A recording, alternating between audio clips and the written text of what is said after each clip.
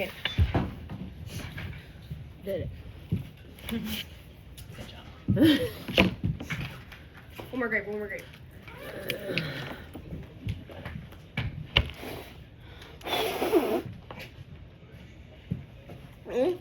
Most scrubs? Yeah. Okay, lock in. Is it recording? Yes, it is recording.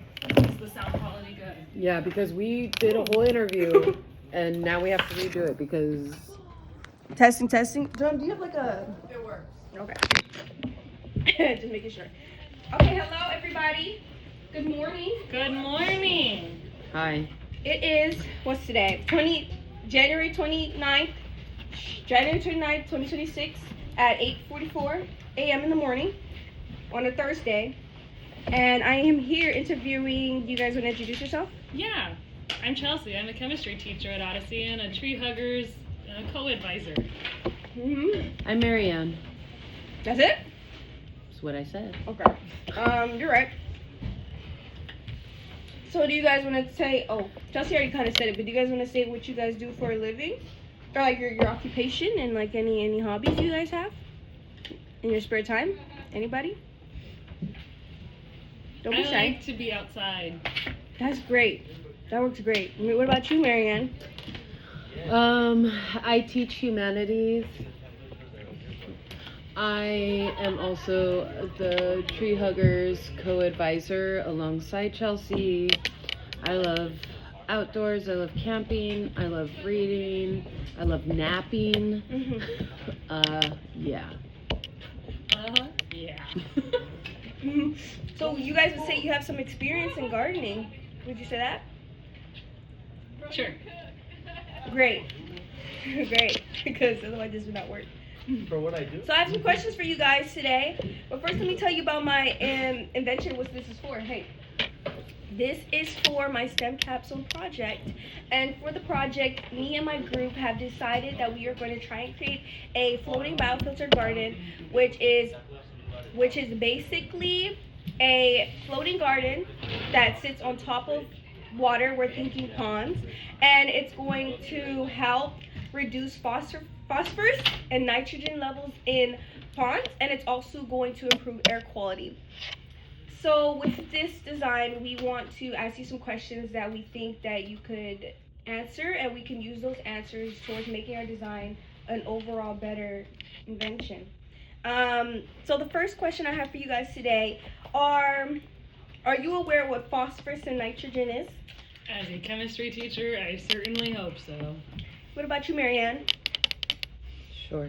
Great.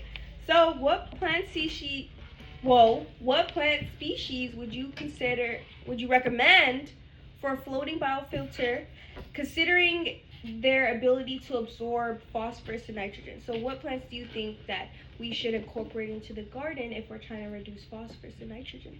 I don't know how feasible it is in a pond setting, but I do know that the legume family is very good. So things like your beans and peas are experts at helping with nitrogen specifically. Great. Marianne, do you have any? Oh, okay. Period. How can we design the garden to maximize the surface area for plant growth and nutrient uptake? So is there a specific design that you think we should go for, or shape or anything like that we should go for when trying to like put it on top of the water? I want to remind you of your 10th grade unit called Bees Build It Best from mathematics class and put it back to you. Do you know what a good shape for maximizing area is to store things inside it? Maybe a hexagon. It could maybe be a hexagon. It's a pretty efficient shape. We'll keep that in mind, right, Nat? Yeah, exactly. What are the best plants to use in terms of their longevity and ability to withstand the local climate? You should look into native species of plants if that's the goal. I'm not an expert off the top of my head as to longevity of those plants, but I think it's a good starting place. Okay. And what materials would you suggest for the floating structure, considering the durability and the environmental impact it's going to have? Do you know any materials that we can use that will make it like not too heavy but still durable enough to withstand all of the like soil and plants on top. Wow. I just have a quick question. Have you Right. heard of the Chinapas? They were an ancient civilization, Aztec, that actually used floating land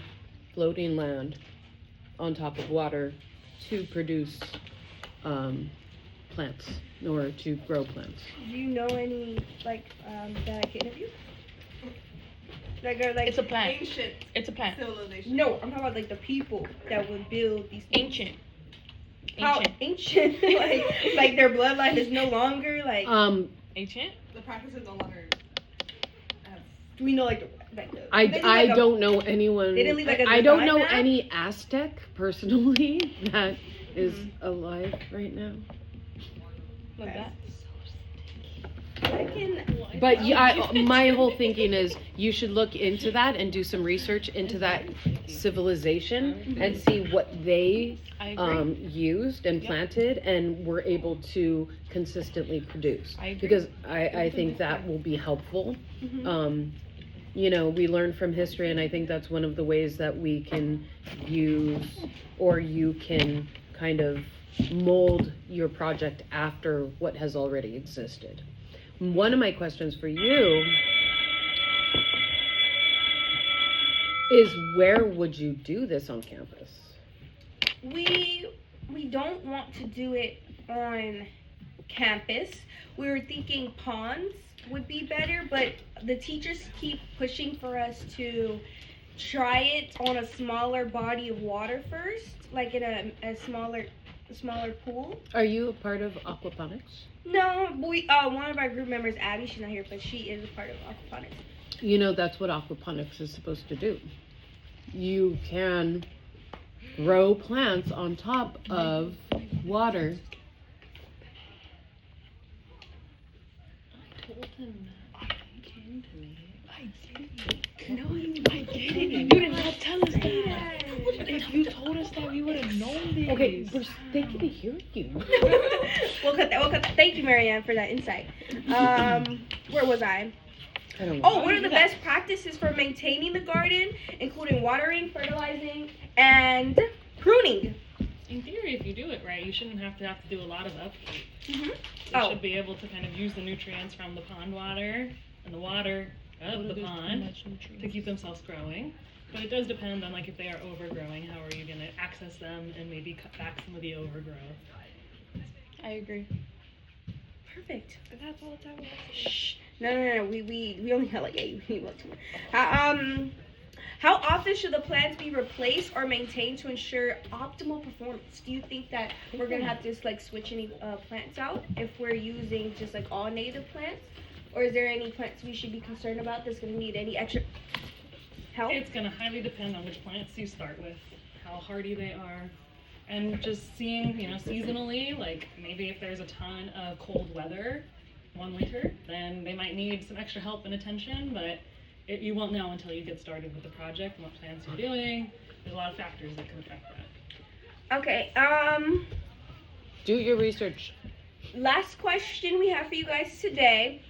How can we ensure that the biofilter does not negatively impact the existing ecosystem? Research.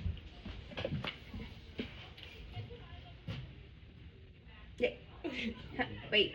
Don't build it with harmful things. Use native plants. Make sure none of the plants you choose are going to be toxic to the wild. Like if there are turtles in the pond, make sure they could eat those plants without dying. I agree. Thank you guys so much for that. You're so very welcome. Thank This you is guys all the for time we have today. Yeah, Goodbye. guys.